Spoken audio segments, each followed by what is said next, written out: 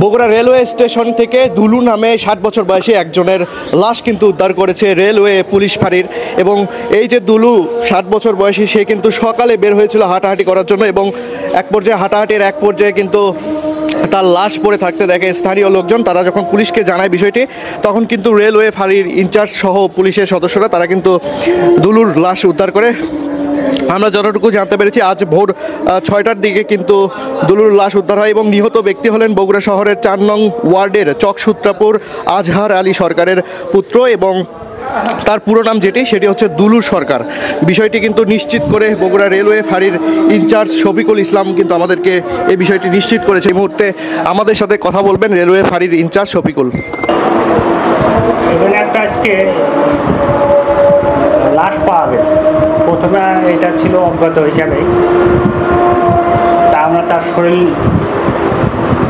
জামা কাপড় পরীক্ষা করে একটা আইডি কার্ড পাইছে। আইডি কার্ডে সূত্র ধরে লাশ শনাক্ত হয়েছে। পরে জানা গেছে যে ওই মৃত ব্যক্তি দুলে মিয়া, পিতে মৃত আজহারউদ্দিন, চকসূত্রাপুর উত্তরপাড়া। এই সংবাদ প্রাপ্তির পর আমরা যোগাযোগ করে তার ফ্যামিলির সাথে, ফ্যামিলির লোকজন আসে, তার ছেলে আসে, মেয়ে আসে, জামাই আসে, তারপর নিকট আত্মীয় স্বজন সহ এলাকার লোকজন আসে।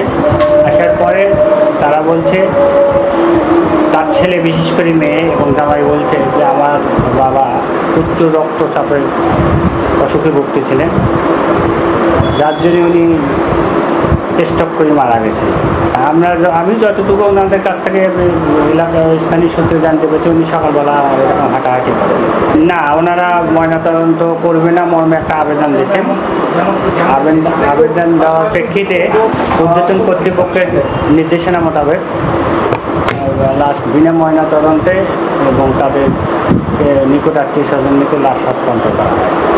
আমি এই জগৎ আমি প্রায় ৯ মাস হলো আমি এই যে অত্র ফাঁড়ির দায়িত্বে আসছি। তা গত ৯ মাসের মধ্যে আমার কাছে এটাই প্রথম একটা লাশ, একটা দৃশ্যমান যেটা অ্যাক্সিডেন্ট অর্থাৎ রেলে কাটা ছাড়া, এটা স্বাভাবিক মানে স্ট্রোক বা স্বাভাবিক মৃত্যুর মতো মনে হচ্ছে আমার কাছে। তার শরীরে আমরা করছি, পরীক্ষা নিরীক্ষা করছি, ওলট পালট করে যাচাই করছি, চেক করছি, কোনো আঘাতে বা কোনো এইরকম কোনো অপরাধের চিহ্ন নাই। সকাল ৬টার পরে আমরা জানতে পারছি, ৬টার দিকে জানতে পারছি ওখানে একটা লাশ পড়েছে। তারপরে আমরা আইনগত ব্যবস্থা গ্রহণ করি। একটা অপমৃত্যু মামলা আছে, অপমৃত্যু মামলা নাম্বার আপনার ৫০, তারিখ আজকে। দর্শক, আমরা কিন্তু কথা বলছিলাম রেলওয়ে ফাঁড়ির ইনচার্জ শফিকুল, তার সাথে শফিকুল ইসলাম। তিনি কিন্তু আমাদেরকে জানাচ্ছিলেন যে এই যে লাশটি রয়েছে দুলু সরকার, তার লাশটি কিন্তু ভোর ৬টায় তারা উদ্ধার করে এবং আঘাতের কোনো চিহ্ন নেই, এই তার শরীরে আঘাতের চিহ্ন নেই। কারণ এই যে লাশ, সেই লাশটি কিন্তু রেলে কাটা নয়। এবং আত্মীয় স্বজন যারা রয়েছেন তারা কিন্তু বলছেন যে তার বাবা উচ্চ রক্তচাপে ভুগছিলেন এবং তাদের আত্মীয়রা কিন্তু এই যে উচ্চ রক্তচাপের যে কারণ, সেই কারণটি কিন্তু উল্লেখ করছেন যে এই কারণেই তার মৃত্যু হতে পারে। এই কারণে তারা একটি আবেদন করেছেন যে লাশটি যেন ময়নাতদন্ত না করে তাদের কাছে হস্তান্তর করা হয়। পুলিশ কিন্তু সেই প্রক্রিয়ায় এগোচ্ছে এবং লাশটি ময়নাতদন্ত ছাড়াই পরিবারের আবেদনের প্রেক্ষিতে কিন্তু স্বজনদের কাছে হস্তান্তর করা হবে বলে জানিয়েছেন আমাদেরকে পুলিশ প্রশাসন।